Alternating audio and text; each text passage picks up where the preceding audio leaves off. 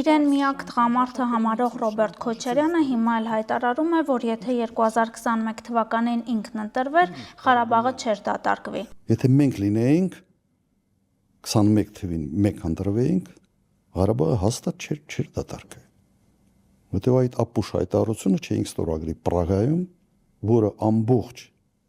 կոնֆիգուրացիան փոխեց։ Քոչարյանն իհարկե հիշողության կորուստ չունի, հետևաբար կարող ենք պնդել, որ միտում նա որ չի նշում, որ քիմիական կապի մեջ գտնվող իր ընկերոջ Պուտինի ուղարկած խաղաղապահ զորքերի լուր համաձայնությամբ դատարկվեց Ղարաբաղը։ Շուրջ 1 ժամանոց ոդքասթի ժամանակ Քոչարյանը նաև ոչ մի խոսք չի ասում այն մասին, թե ինչպես Ղարաբաղի հայաթափումից առաջ դաշնակցական Դավիթ Իշխանյանը դարձավ ազգային ժողովի նախագահ։ Հայաստանյան ինչ շրջանակներ ստիպեցին Արայիկ Հարությունյանին հրաժարական տալ եւ թե ովքեր շնորհավորեցին ու ծափ տվեցին Սամվել Շահրամանյանին նախագահ ընտրվելու կապակցությամբ։ Վերջինիս անփառունակ նախագահական կարիերան տևեց մոտ 10 օր, ավարտն էլ Արցախի հանրապետության լուծարման փաստաթղթի ստորագրումն էր։ Եվ ահա ի տարբերություն ռազմաքաղաքական ղեկավարության, վերջինս կարողացավ նաև հանգիստ սահմանն անցնել ու հայտնվել Հայաստանի Հանրապետությունում։ Քոչարյանն իհարկե այդ մասին չի խոսում։ Միջազգային հարցերով փորձագետ Գեորգի Թումասյանը սակայն հիշեցնում է, իրականում ինչ տեղի ունեցավ 2023 թվականին։ Թող չմոռանա Ռոբերտ Քոչարյանը, որ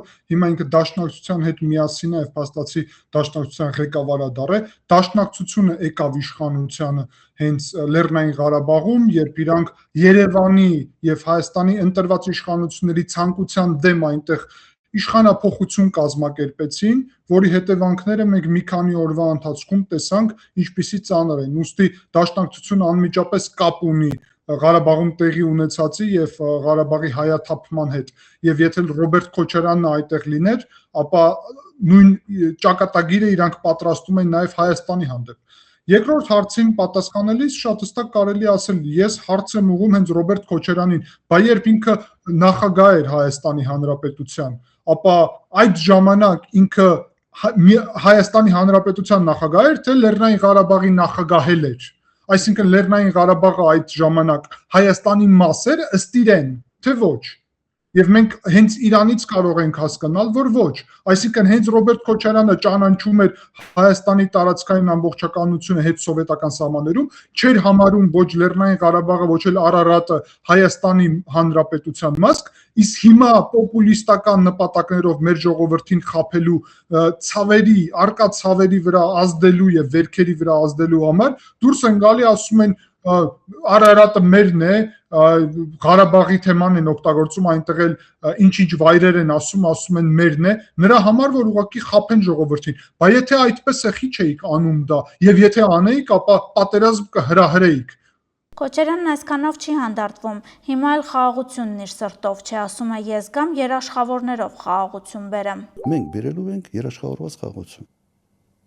Եվ երաշխիքային համակարգը ես ուղղակի համոզված եմ, շատ կարճ ժամանակում կարելի է ներդնել։ Գեորգի Թումասյանը մատնանշում է, թե իրականում որ պայմանագիրն էր թղթի կտոր։ Պետք է ասել, որ նոյեմբերի 9-ի փաստաթուղթը պարզվեց, որ թղթի կտոր էր, որով երաշխավոր կար Ռուսաստանը, եւ մենք տեսնում ենք հիմա ուր է ռուս խաղաղապահները, ուր է Լաչինի Միջանցքը եւ ինչու է Ղարաբաղը հայաթափված, եթե երաշխավորը գործում էր։ Իսկ ում է պատկերացնում Քոչարյանը բացի Ռուսաստանից ինչպես երաշխավոր։ Հիմա Թրիփի եւ խաղաղության օրակարգի այդ ամբողջ ծրագրերը փաստացի երաշխավորված են Միացյալ Նահանգների կողմից։ Եվ Միացյալ Նահանգները Իրանում պատերազմի զուգահեռ եւս մեկ անգամ ապացուցեցին, որ աշխարհի միակ գերտերությունն է։ Հիմա միակ գերտերությունը այդ ամենը ապահովում է, երաշխավորում է մի կողմից, մյուս կողմից Հայաստանի եւ Ադրբեջանի միջև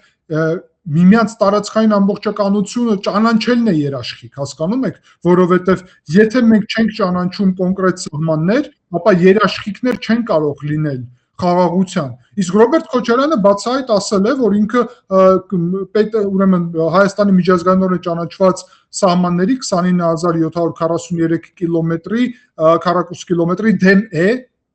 եւ դրանով ասում է չպետք է սահմանափակվենք։ Ուստի իրականում Քոչարյանի հայտարարություններն են պատերազմի հրահրման մաս եւ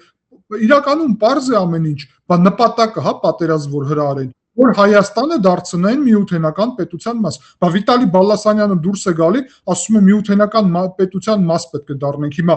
ինչ իրավիճակում կարող են դառնել։ Պետք է պատերազմ հրահրեն, որ Հայաստանին ստիպեն մտնի ինչ որ այդպիսի կառույց, որտեղ խաղաղության դեպքում ոչ մի անհրաժեշտություն ինքնիշխանությունը հանձնելու չկա Հայաստանում։ Փորձագետը կիսում է նաև վարչապետի այն մոտեցումը, որ եթե հունիսին կայանալիք ընտրությունների արդյունքում քաղաքացիական պայմանագիրը չհաղթի, սեպտեմբերին պատերազմ է լինելու։ Քոչարյանն ու իրենց ուժեղ հռչակած այլ ընդդիմադիր ուժերն այս հայտարարությունը ևս մանիպուլացնում են։ Եթե TRIP ծրագրի խաղաղության օրակարգին աջակցող ուժերը այդ թվում առաջի հերթին քաղաքացիական պայմանագիրը, բայց ես համոզված եմ վարչապետն էլ նկատի չուներ, որ միայն մեկ կուսակցություն, ուղղակի հասկանալի է, որ խոշորը եւ հաղթանակի իրական ճանապարհ ունեցող քաղաքացիական պայմանագիրն է, այդ ուժերը չլինեն այլ խաղաղության օրակարգի Վաշինգտոնի այդ փաստաթղթի TRIP-ի ծրագրի դեմ եղած ուժերը, իսկ բոլորը ով ասում են վերանայելու ենք այդ օրակարգը, դեմ են փաստացի։ Եթե այդ ուժերը հայտնվեն ուրեմն իշխանությանը, ապա կարելի ասել, որ պատերազմի իրականությունին մենք կվերադառնանք ընտրություններից միանգամից հետո, այլ նույնիսկ ոչ թե սեպտեմբերին, դա վարչապետը կարող է ուղղակի այդ օրը կամ ամիսը նշեց, որովհետև եթե